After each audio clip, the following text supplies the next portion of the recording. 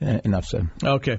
The state assembly on Wednesday voted to decriminalize public possession of small amounts of marijuana. Well, we don't in New York City lock you up and throw away the key. The real world is that lots and lots of people have small amounts of marijuana, and somehow or other we've done it too, the city. You just give them a desk ticket. They have to appear, but you don't lock them up overnight, which is what we used to do. And that was one of the criticisms in stop and frisk if you found some small amount of marijuana. And apparently a very big percentage of the kids do this. I don't happen to think it's good for society. Legalizing marijuana is something I certainly do not think is a good idea.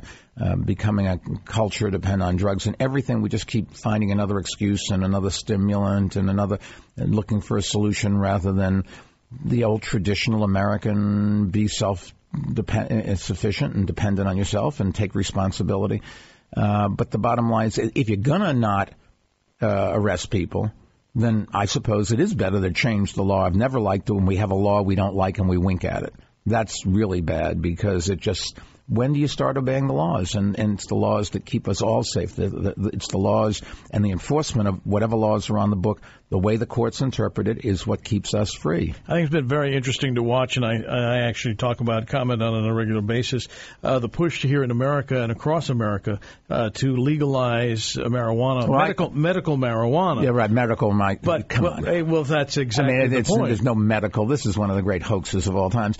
But the bottom line is, I'm told marijuana is much stronger today than it was 20 or 30 years ago. That's what I hear. Yeah, I mean, I don't have any personal experience, but in terms of today. So that's one problem. And number two, drug dealers have families to feed. If they can't sell marijuana, they'll sell something else. And the something else is going to be worse. And the push to legalize this is just wrong-headed. But, if you think about it, they say, oh, well, it's not going to hurt anybody. It doesn't lead to dependency. Of course it does. And it's just, you can argue about recreational things, but it's a very slippery path. And one of the bigger problems we have today is prescription drugs that have hallucinogenic characteristics or effects. And that's also become an enormous problem. A lot of holdups of drugstores, people walking out. But this stuff is very dangerous.